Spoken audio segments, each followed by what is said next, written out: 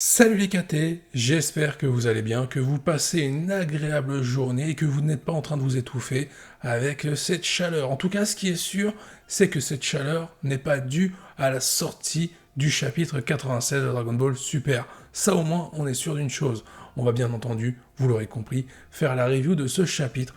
Qu'est-ce que j'en ai pensé? En soi, il y a de bonnes idées dans ce chapitre, mais elles sont très mal exécutées et c'est vraiment de la maladresse à ce niveau-là. On va commencer par parler de la transformation de Piccolo, la transformation qui s'intitule Orange Piccolo, Piccolo Orange, c'est comme vous voulez pour l'intituler de cette transformation. Moi, il y a quelque chose qui me pose problème avec cette transformation, c'est comment Piccolo l'a obtenu. Le fait que Piccolo ait un power-up, pour moi, ça me semble logique. Le mec continue de s'entraîner depuis qu'on le connaît. Soit il s'entraîne en faisant des combats, en faisant des mouvements de combat, ou tout simplement de la méditation. Piccolo mérite d'avoir son power-up. Mais le problème, comme je l'ai dit, c'est comment il l'a eu. Il l'a obtenu grâce à Shenron, grâce à un vœu, car son potentiel met du temps à accroître, met du temps à se développer.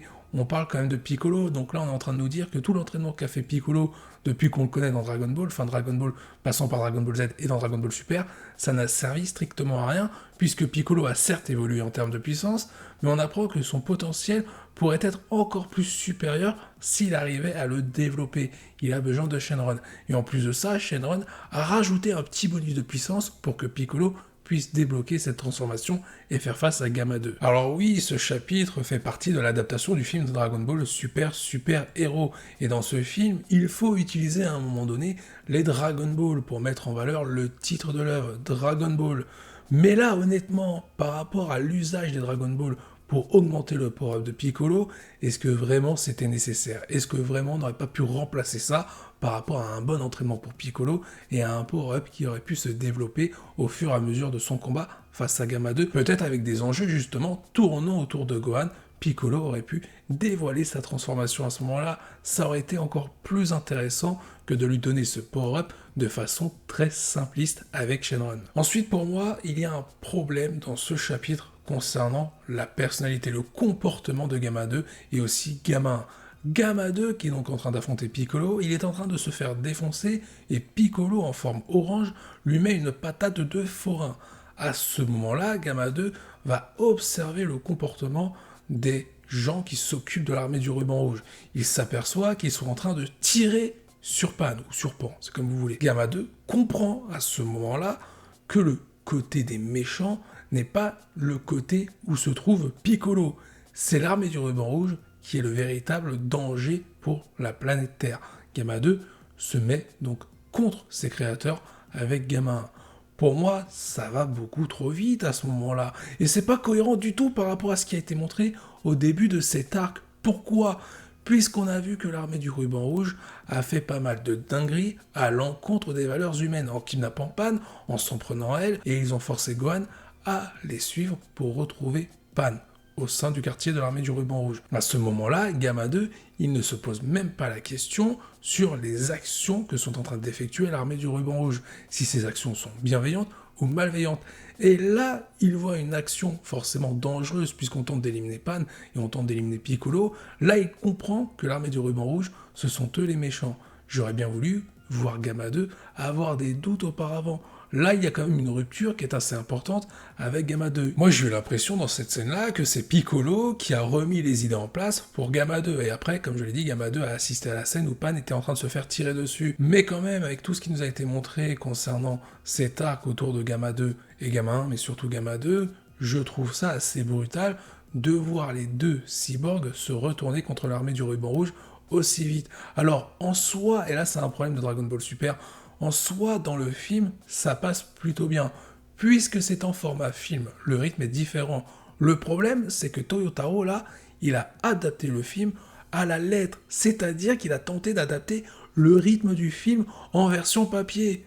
Mais à quel moment ça peut marcher? On le sait, dans Dragon Ball Super, il y a pas mal de problèmes. Et là, on en a un qui se dévoile au grand jour avec l'adaptation en format papier du film Dragon Ball Super Héros. Comme je l'ai dit, il y a un problème de rythme, mais surtout de dynamisme. Quand on regarde les idées, c'est plutôt intéressant. On a Piccolo qui se met en évidence avec sa nouvelle forme en train de défoncer Gamma 2 et Gamma 1 qui se retourne contre l'armée du ruban rouge, l'éveil de Cell Max, on a de l'humour, mais le problème, encore une fois, ce sont les idées, elles sont mal exécutées. Certes, la transformation de Piccolo est plutôt cool, il a un power-up, c'est génial pour lui, mais l'exécution de son power-up, le fait qu'il ait obtenu comme ça avec Shenron, ça ne passe pas du tout. Gamma 1 et Gamma 2, comme je l'ai cité, leur retournement de situation, leur retournement de veste plutôt, ça va beaucoup trop vite. Ensuite, on a l'éveil de Cell Max, qui au début s'éveille grâce à une dose d'humour entre le Dr Edo et son chef de l'armée du ruban rouge. À ce moment-là, l'humour est forcé. On rappelle que dans Dragon Ball, de base, un humour qui fonctionne dans cette œuvre, c'est un humour subtil. Alors oui, dans Dragon Ball Z, des fois on a eu des vannes forcées, appuyées, mais c'était de temps en temps. Là, ils nous ont fait 3-4 pages sur un humour forcé sur les mêmes vannes. À un moment donné, c'est lassant. On va aussi parler du cas Gohan. Oui, qu'est-ce qu'ils ont fait? J'ai envie de pleurer. Là, j'en parle, j'y suis ému. Qu'est-ce que vous avez fait à Gohan? Qu'est-ce qui vous arrive? Arrêtez de le massacrer comme ça. Qu'est-ce qui vous a fait? Ce personnage dans Dragon Ball Super, c'est pas le Gohan qu'on a connu, même à la fin de DBZ, parce que le Gohan Ultimate, il était capable de prendre debout. Alors peut-être pas qu'il debout, faut voir, il aurait peut-être eu les mêmes problématiques qu'avec Goku en CJ3, mais quand même, c'était Gohan Ultimate. Dans Dragon Ball Super, un coup il sait plus se transformer en Super Saiyajin, un coup il n'est même plus capable de se battre face à un adversaire lambda, il n'est même plus capable de rivaliser face à Freezer, et là, on nous fait passer Gohan pour limite un aveugle. Alors oui, il y a une petite référence au fait que Piccolo donne le Senju à Gohan, Gohan rate l'haricot magique, et c'est une référence à Gohan qui avait raté la potala donnée par Goku dans l'arc Buu. Oui, la référence est belle, mais le problème c'est que tu fais passer Gohan pour un débile encore une fois. Tu fais passer Gohan pour un incapable. T'as l'impression que dans cet arc, et c'est l'impression qui aurait dû être globale et dans la finalité aussi, Piccolo aurait dû conclure cet arc. Pour moi, Gohan n'aurait pas dû avoir une mise en avant comme il a eu. À la fin, il va obtenir un power-up, et on le sait, il va obtenir la forme Beast, parce que Piccolo va se faire défoncer par rapport à Cell Max. Mais encore une fois, au niveau des enjeux, par rapport à ce qui a été proposé dans Dragon Ball Super, la menace de l'univers 7 avec le tournoi du pouvoir, le fait que l'univers 7 pourrait disparaître, Gohan aurait dû obtenir ce power-up à ce moment-là, et pas sur des enjeux beaucoup plus réduits par rapport à la planète Terre ou par rapport à des enjeux familiales autour de Pan. Le développement de Gohan n'a aucun sens dans Dragon Ball Super, tout est dans le désordre. Et on rappelle aussi que Gohan, il avait prévu, et c'est ce qui avait été dit de sa part, de se remettre à l'entraînement au tout début de Dragon Ball Super.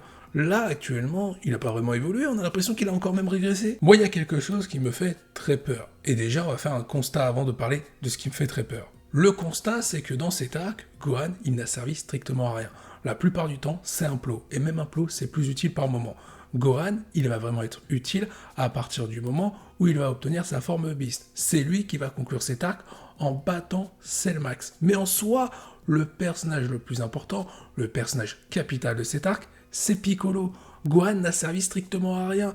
On le fait passer pour un véritable abruti, un mec qui ne sert strictement à rien. Limite, tu mettais Videl à la place de Gohan dans cet arc, ça n'aurait pas fait grand chose en termes de différence, parce qu'au final, la finalité aurait été quasiment la même. Sauf que tu fais revenir Gohan à la fin. Et en vrai, il aurait été intéressant peut-être de faire venir Gohan uniquement à la fin, pour lui faire prendre conscience qu'il a une famille à protéger et qu'il doit s'entraîner durement pour être capable de les protéger. Parce qu'en soi là, Gohan, en termes de développement, il n'y a pas grand chose. C'est sa forme Beast qui va le sauver. Maintenant, je vais évoquer quelque chose qui me fait peur, comme je l'ai teasé il y a quelques secondes. Moi, ce qui me fait très peur, c'est qu'il rajoute quelque chose dans le manga qui n'était pas dans le film. J'ai pas envie de voir Gohan qui va nous sortir que il ne serait peut-être pas capable de ressortir la forme Beast, parce que là, s'il l'a obtenu, c'est parce qu'il a vu Piccolo en train de se faire massacrer. Peut-être que maintenant, il ne pourra plus l'effectuer avec son manque d'entraînement. Parce que là, ce serait la raison la plus pourrie pour nous écarter à nouveau Gohan et éviter de l'utiliser par rapport à d'autres menaces, comme Black Freezer. Ils sont capables de faire ça à Toyotaro, j'espère que tu vas pas faire ça, parce que là, tu auras du sang sur les mains par rapport au développement de Gohan. Je veux pas une raison pour écarter Gohan aussi facilement alors qu'il a atteint la forme Beast. Maintenant, utilisez ce personnage, la Toei, tout ce que vous voulez, Gohan Beast, il faut le prendre en compte par rapport aux autres menaces. Je veux qu'il soit aux côtés de Goku Vegeta et aussi aux côtés de Broly, parce que maintenant lui aussi il est dans le manga. Il faudra utiliser ces personnages-là également. Évoquons quand même le personnage de Cell Max, qui fait son apparition à la fin de ce chapitre 96. Alors, est-ce que je suis plutôt content de voir une version remasterisée de Cell, ou plutôt déçu?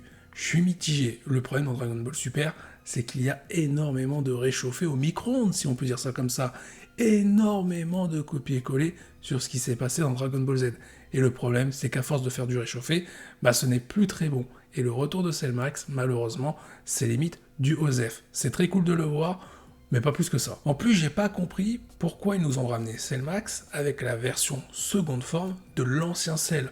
Pourquoi ne pas avoir ramené Cell Max avec la version parfaite de Cell, la version qui avait survécu par rapport au sacrifice de Goku. Ça aurait été très intéressant pour mettre en avant le nouveau niveau de Piccolo avec sa forme orange, mais surtout mettre en avant encore plus la forme Beast de Gohan, mettre en avant le niveau de puissance de Gohan.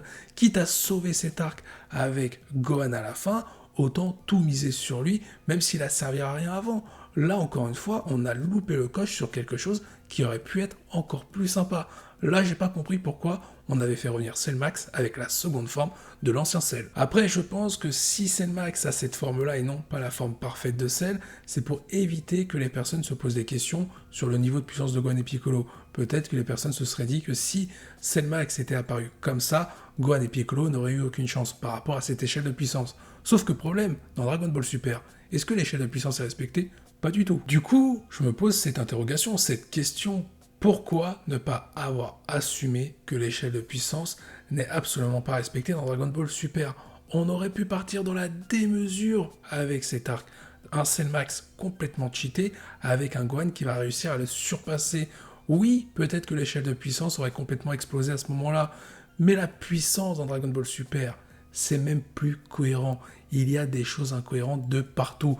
Une de plus, une de moins, ça n'aurait pas changé grand-chose. Là, ils auraient pu assumer que Dragon Ball Super, c'est vraiment une histoire qu'on raconte sans vraiment respecter certaines logiques à côté. Là, il y avait vraiment moyen d'assumer ce parti pris concernant l'échelle de puissance. Quitte à faire des incohérences, autant les assumer et servir quelque chose d'intéressant avec l'histoire pour le développement des personnages. Vous l'aurez compris, il y a beaucoup de points négatifs avec ce chapitre et même dans l'intégralité de cet arc, tout comme dans la globalité de Dragon Ball Super. Néanmoins, ce chapitre 96, dans sa toute fin, me laisse espérer quelque chose, un petit espoir.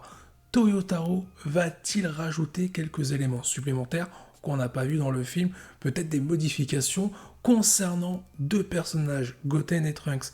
J'aimerais beaucoup qu'ils servent à quelque chose au niveau de leur rôle par rapport à leur développement, mais aussi au niveau de leur puissance pour faire face à Cell Max. Certes, s'ils se font défoncer, c'est pas grave, mais au moins qu'ils servent à quelque chose. J'aimerais les voir en action, qu'il y ait du développement. J'ai l'espoir, pourquoi? Parce qu'on a eu un arc préquel les concernant, et peut-être que Toyotaro va s'en servir pour les mettre en avant durant cet arc-là, durant cette fin d'arc. Pourquoi pas avoir une fin qui va être légèrement modifiée sur ce qu'on a eu à la fin du film Super Héros? Pourquoi ne pas voir dans un premier temps Goten et Trunks fusionner et réussir à battre Cell Max? Et c'est à ce moment-là que Cell Max atteint sa forme finale et c'est Gohan qui va terminer le travail avec Piccolo. Là, on pourrait avoir quelque chose qui pourrait nous surprendre parce que ce serait différent du film et quelque chose qui serait pas mal stylé sur pas mal de points de vue avec du développement de personnages. Toyotaro, t'as une chance incroyable de proposer une fin qui pourrait te correspondre et pas une fin qu'a fait la Toei avec son film. Dans tous les cas, nous verrons comment va se terminer cet arc pour la partie manga puisque nous sommes très proches de la fin. Sur ce, il est temps de s'arrêter là pour cette vidéo. J'espère qu'elle vous a plu. N'hésitez pas à donner votre avis en commentaire. Sur ce, je vous dis à la prochaine, portez-vous bien et n'oubliez pas que la volonté du KT soit avec vous.